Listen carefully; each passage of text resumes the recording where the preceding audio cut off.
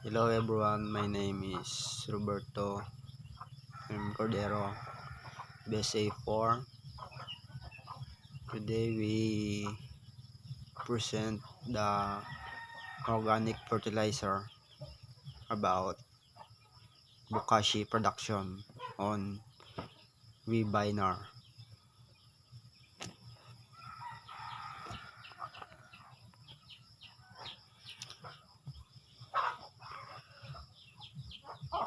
Bokashi is an organic soil amendment originally formulated in Japan, where it is widely used.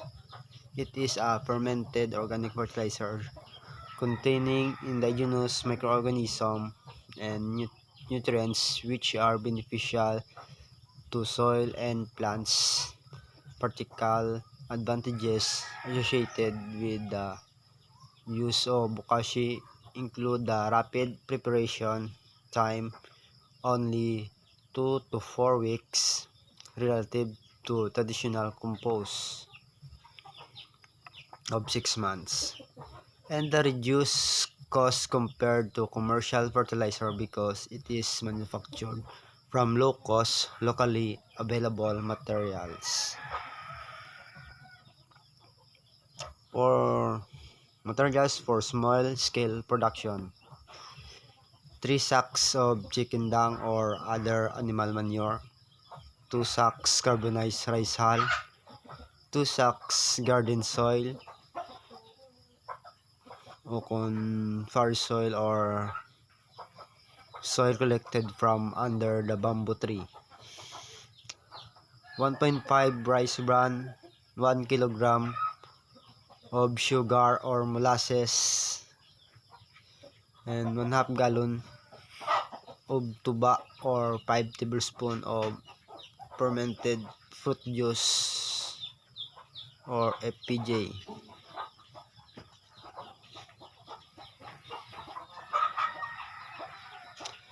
Five tablespoon indigenous microorganism or IMO. For large-scale bokashi production: 32 sacks of chicken dung or animal manure, 30 sacks of carbonized rice hull, 20 sacks of garden soil or forest soil or soil collected from under a bamboo tree, 10 sacks of rice bran, 10 kilogram of sugar or molasses, 8.5 liter of tuba or fermented fruit juice or fermented plant juice or FFJ or FPJ, 1/3 liter of indigenous microorganism or IMO. Procedure: select a good site for bokashi productions. The site should have roof to protect the bokashi from sunlight, and the surrounding area should have good drainage to protect the bokashi from heavy rains. Mangita ta kuno sing lugar nga pwede butangan sing bokashi nga maka-protect sa sunlight kag may drainage sa nga sa palibot nga makalikaw sa baha kung magbaskog ang ulan. It is much better if the area is cemented and located near the house so that it is safe from heavy rains and easy to monitor during the dry season. The bokashi can be produced under a tree. In this case, it is important to ensure that the area does not have any stray animals. Much better gino ang aton nga bukas sin bokashi simentado kag lapit sa balay para dasig ta monitor kung may mga gid kung magbaskog mga ulan. kag layo sa layuhan sing mga sapat. Number 3, prepare all materials needed. Chicken dung should be dried. Prepare tatanan nga mga materials ta. Kag ang animal manure ta dry gid. Slowly mix the materials together one at a time and add water. For every 1 sprinkler can of water, mix 1 glass of tuba. I-mix tatanan ang materials kag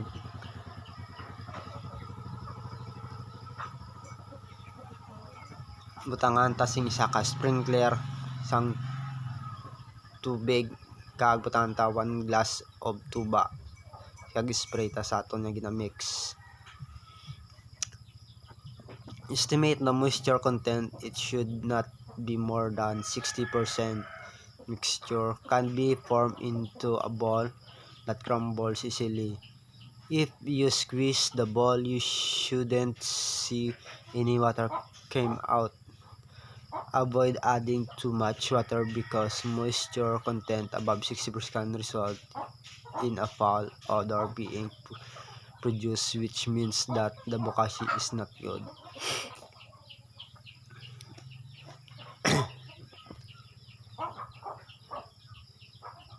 I-avoid agad ang magdugang sing tubig nga damo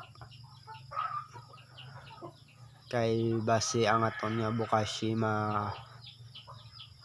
over kabasa kag makaresulta sing aton nga bokashi nga pigado. Mix the materials thoroughly from the mixtures like a pyramid and cover with sacks. I-mix na ang aton nga bokashi kag ipili na i-form kung tapos na i-form ta like a pyramid kag itabunan ta si mga sako. Check and mix every day. Temperature should be less than 70 centigrade. Record the temperature before mixing. Mixing should be done in the morning and afternoon for 1 week. Check ta everyday ang check ta adlaw ang aton nga bokashi kag ang yang temperature nga hindi gid sa magdubo sa 70% kag record ta before ta mag-mix. Pwede son mag-mix ta ang dapat aga o kon hapon man. Isa ka semana kaysa sa isa ka semana. If it is not possible to measure temperature with a thermometer, check temperature by burning your hands in the pile. In general, if you can resist the heat after a few seconds, then your pile needs to be mixed twice a day. After 1 week, if the bokashi is too dry, add 1 sprinkler of water. Kundi man ta ka singyang nga temperature gamit ang thermometer, pwede man naton nga kamot kapon ta sa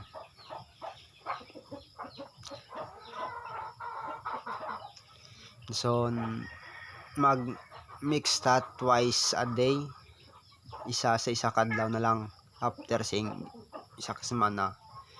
So nang aton nga bokashi kung tam-an ka ma-add ta isa ka sprinkler sing tubig kag i-mix.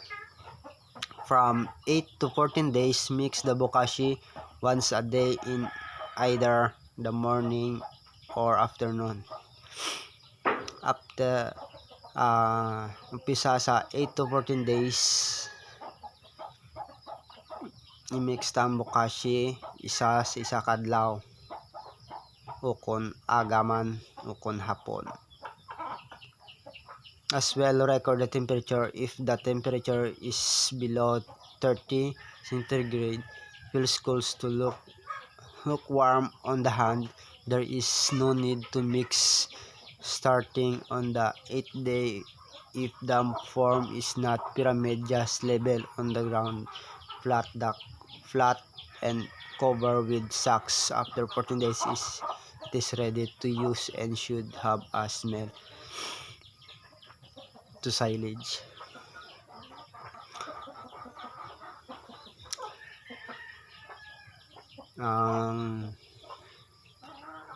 Aton bokashi humagbilaw sa 30 centigrade, pwede na sa hindi pag-i-mix kag pwede na nato na sa hindi pag-i-form nga pyramid, pwede nga tapanon to na lang. Kag pagkatapos 14 days, pwede na sa gamiton. After 2 weeks of fermentation, leave the sacks on the bokashi and store it in a dry place away from direct sunlight. After 2 weeks, ang sako sing bokashi pwede na nato ni store sa dry nga place, kaglayo sa direct nga sing adlaw. Mix with unequal volume of local soil and apply to fields during soil fermentation. Mix sa pareho nga volume sing duta sa field.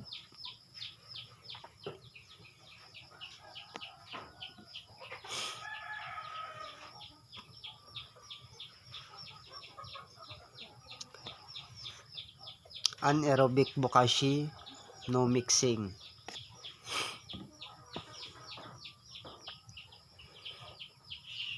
So 32 sacks of chicken dung or other animal manure, 30 sacks of carbonized rice hull, 20 sacks of garden soil, forest soil or soil collected from under a bamboo tree, 30 sacks of rice bran, 20 kg of sugar or molasses, 8.5 liter of tuba or 1/3 liter sing fermented fruit juice or fermented plant juice or FFJ or FPJ, 1/3 liter of indigenous microorganism or IMO.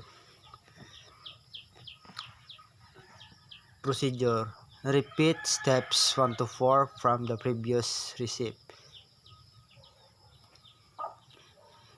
Suliton talagang steps nga ging tatugin na sa bokashi ito.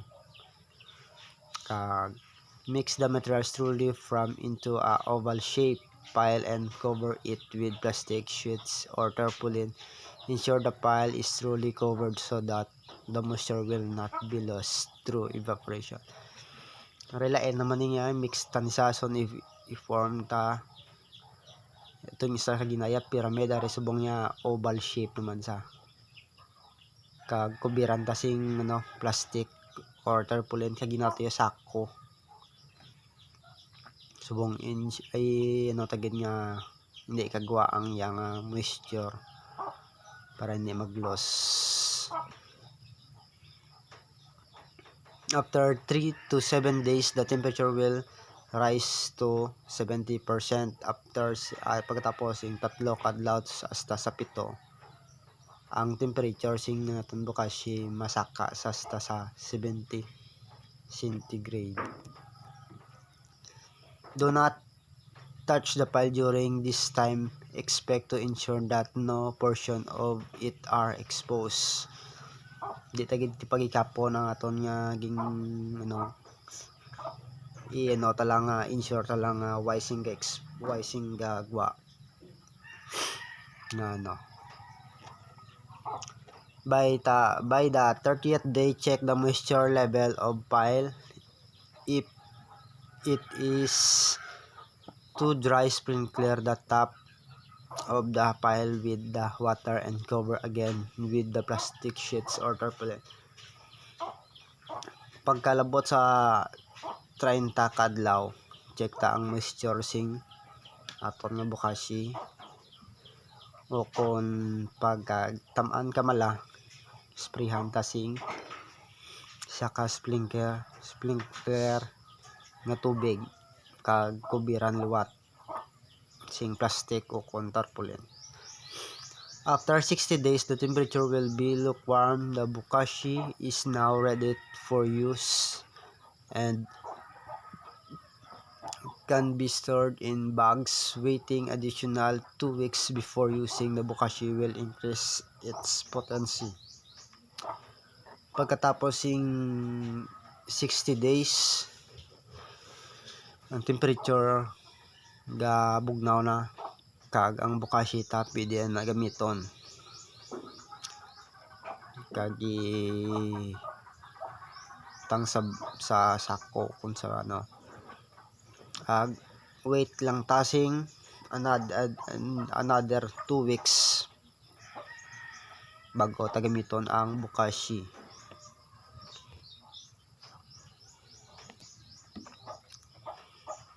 Notes: advantages to the non-mixing techniques include: first, a significant reductions of labor. Daily mixing is very labor intensive, particularly for large scale production of quantities exceeding 1 ton of bokashi. Second, a reductions of disputes over labor. The mixing task sometimes creates tensions among participants due to the difficulties of allocating the labor and ensuring that everyone fulfills their commitment. Number 2, by removing the mixing step from the bokashi productions, the decomposition process becomes anaerobic rather than aerobic. This is similar to bokashi, which is produces in the plastic bags but different from traditional Japanese bokashi, which is made using cycles of heating, mixing, and cooling. Good results have been reported from both aerobic and anaerobic techniques. Number 3, this no mixing innovations was first used in Nueva Valencia, Guimaras, and is now being applied large-scale bokashi productions in Bayawan, Oriental, Negros, where members of Hubon Himal-Usanon have been recruited as consultants on organic farming system for the September 2005 to March 2006 Sustainable Agriculture Program sponsored the Local Government Unit or LGU.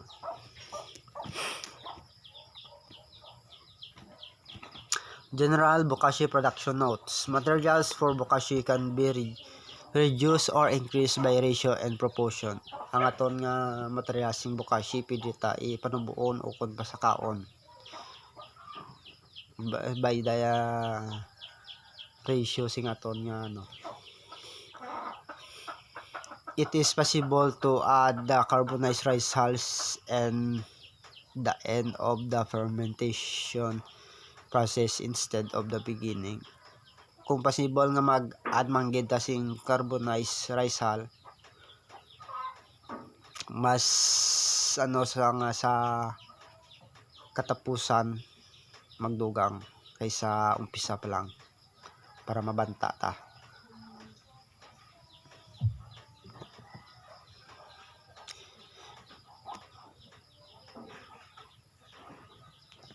If the manure to be used in bokashi productions contains a high proportion of organic matter such as grass, straw, or leaves, then the amount of rice bran added to the mixture can be reduced in consequence.